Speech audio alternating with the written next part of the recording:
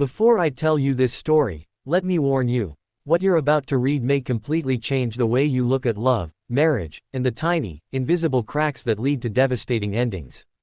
Experts say that divorce rarely happens because of one big blow. It's usually something so small, so ordinary, that couples don't even see it coming until it's too late. This story reveals exactly how that tiny thing grows into a massive predictor of divorce, and you'll never forget it once you know. If you're new here, hit that subscribe button right now, because stories like this are exactly what can open your eyes before it's too late.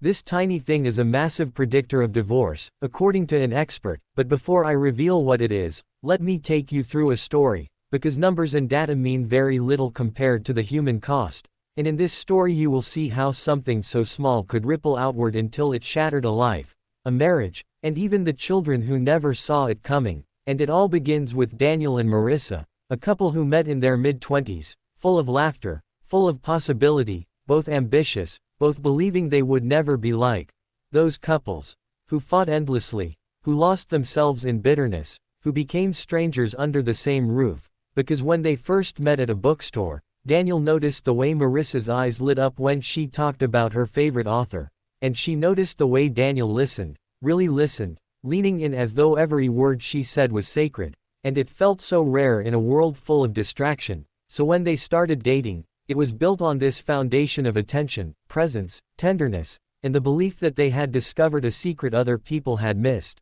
But life has a way of testing even the strongest beginnings, and as the years passed, Daniel's career began demanding longer hours, Marissa's attention shifted to raising their 2 children, and the sweet little rituals they had once protected.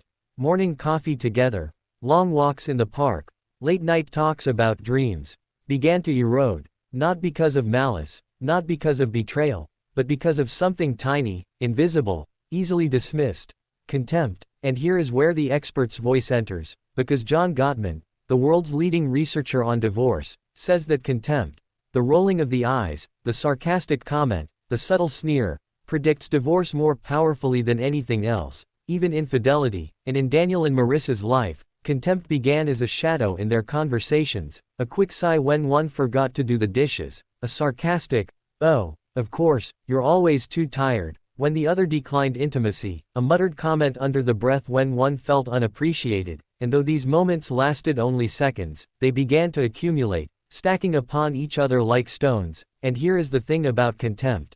It poisons not just words, but the very atmosphere of a relationship, because unlike anger, which can be expressed and resolved, contempt drips with superiority, with the message that, "You are less, you are not worth my respect." And over time, Daniel stopped bringing up ideas because he feared the eye roll, and Marissa stopped sharing vulnerabilities because she feared being mocked. And when the silences grew, they both began to feel lonely even in each other's presence, and loneliness inside a marriage is more suffocating than loneliness alone. But to the outside world, they looked fine. They still showed up at school events, still hosted dinners, still smiled for photos, yet behind closed doors, the tiny gestures of contempt were eroding their connection like acid eats away at metal, slow but unstoppable, until the day Daniel came home late again, exhausted, and Marissa muttered, "Typical, you care more about that job than this family." And Daniel snapped, saying, "At least I'm doing something worthwhile, unlike you,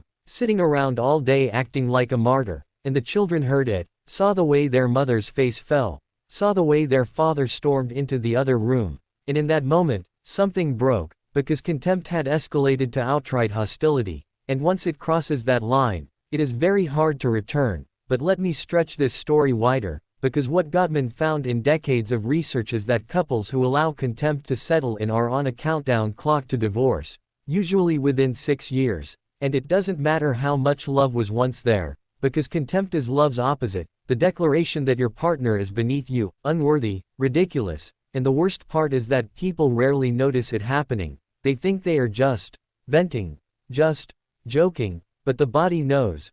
Blood pressure rises, heart rate spikes, immune systems weaken, because contempt is toxic not only to marriages, but to health itself. And this is why, when I spoke to couples who had divorced after decades, almost all of them could point back to these small, cutting moments, the sarcasm, the sneers, the dismissiveness, the lack of gratitude, and they would say, "I wish we had taken it seriously." but they didn't, because contempt disguises itself as nothing serious, just a quip, just a look, but if you replay the tapes, you see it was the death sentence. And in Daniel and Marissa's case, they tried counseling, they tried vacations, they tried to rekindle the spark, but contempt had already calcified into their dynamic, and when Daniel finally admitted he felt more respected at work than at home, and Marissa admitted she felt more cared for by her friends than by her husband, the counselor knew what was coming, and 2 years later, papers were filed, and though they promised to co-parent with dignity, the bitterness leaked into handoffs, into birthdays, into graduations,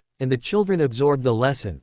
Love is fragile, relationships die not with explosions but with sighs, with rolled eyes, with sarcasm, with contempt, and the saddest part of all is that it was preventable, because contempt grows when gratitude dies, and if Daniel had chosen to say, "Thank you for all you do with the kids," instead of mocking her exhaustion, and if Marissa had chosen to say, "I appreciate how hard you work for us," instead of dismissing his long hours, perhaps their story would have been different, because the antidote to contempt is not grand gestures, but small, daily acts of respect, kindness, and admiration, yet so few people realize it until it's too late. And now let me turn this story toward you, the reader, because the expert's warning is clear. If you find contempt in your relationship, yours or your partner's, take it seriously, not as a quirk, not as humor, but as a flashing red light on the dashboard of your marriage, because contempt does not stay small, it grows, it corrodes, it kills, and though this story was about Daniel and Marissa, it is really about every couple who thinks love is enough, because love without respect is a ticking bomb, and the expert's voice echoes like a warning bell.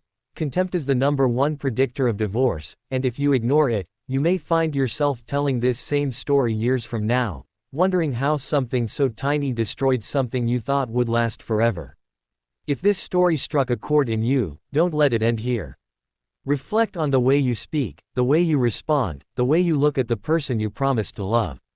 Choose gratitude over contempt, respect over sarcasm, tenderness over superiority. Share this story with someone you care about, because it may save a marriage, a family, even a life from breaking apart in silence. And if you want more stories like this, stories that don't just entertain but awaken, then hit subscribe now and stay with us, because what you learn here could be the difference between love that lasts and love that disappears.